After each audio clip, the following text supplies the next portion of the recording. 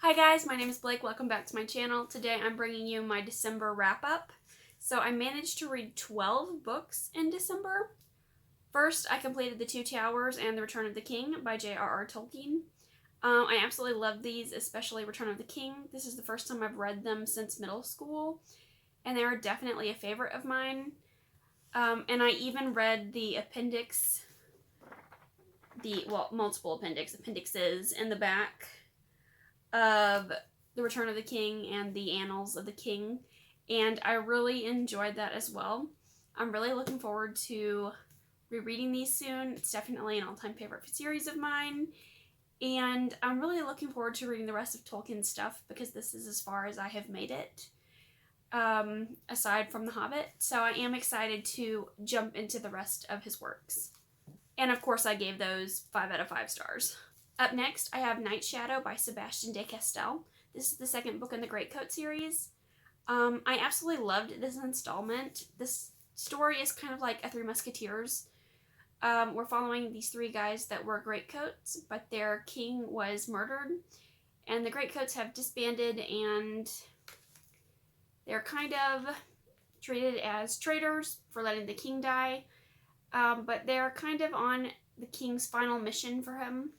And that's what we're following in this series, and I think that the banter amongst these characters is phenomenal. The way that they speak to each other and joke with one another is the best. It really does feel like the Three Musketeers for me. I gave the first one 3.5, and I gave this one 4 stars. My only complaint is that I feel like the villain is a bit of a mustache-twirling villain. She doesn't really seem convincing enough. She's just evil to be evil, I feel like. But other than that, the characters are amazing. There are definitely some times when our main character is pretty dumb. He's definitely missing something obvious. But I still enjoy the story, and it's a really fun, quick read. And in this one, the world gets bigger, and the politics get bigger, and we do learn some more about the religion there. The next book I read is The Kingdom of Little Wounds by Susann Cockal. I buddy read this with my Bookstagram bestie Carissa, and we both hated this book. On paper, this book is everything that I think I would love in a book, or it's everything that I should love in a book, but this one felt really flat for me. We are in medieval Europe in the 1500s, and we're following the perspectives of a seamstress and a maid in the palace. This book has a lot of politics in it, and that's what I was expecting to love about it. The politics are not what I was expecting. Our 2 main characters that we're looking through the perspectives of don't normally actively engage in these politics. Most of the time, we are watching from the sidelines as these political things are happening, and we're kind of seeing the aftermath of them through the perspectives of these servants in the castle. But we are never actually participating in any of the politics, if that makes sense. Everything about this felt so incredibly boring. I don't mind slow books, but in this book, I just kept reading and reading because I was wanting something to happen. I just kept waiting and waiting, and nothing ever changed. We did have some action, like right at the very end there, maybe in the last 50 or 100 or so pages, but it wasn't enough to like redeem this book for me. I ended up giving it 2 stars. Another thing that I really didn't like was one of the maids that we follow has had her tongue cut. In her chapters, we are reading as she would speak, so there were a lot of like misspellings and spelling errors, and that drives me nuts. I don't feel like it would be a problem for most people, probably, but if you don't like seeing things misspelled, that would probably be a big no for you. The writing is really gorgeous, and the author definitely has some really beautiful prose, but I couldn't get past the fact that literally nothing happened for hundreds and hundreds of pages. I will be giving this away, and hopefully the next person likes it more than I did. Next, I read the first 6 books in the Keeper of the Lost Cities series by Shannon Messenger. The books are Keepers of the Lost Cities, Exile, Everblaze, Neverseen, Lodestar, and Nightfall. And there are still a couple more books in the series that are out that I haven't read yet, and the series is currently not finished. But this is a sort of a middle grade series, but it kind of gets more YA as it goes. This is my sister's favorite book series, and I buddy read it with her. And I really enjoyed this series. It was really fun, really quick. Overall, so far, I'd probably give it a 3.5 stars. We're following this 12-year-old girl as she discovers that she's an elf, and she has to leave behind everything that she knows to join the elven world, which is hidden amongst our world. And within this series, as the story progresses, our characters become more mature, and then they have to face bigger problems.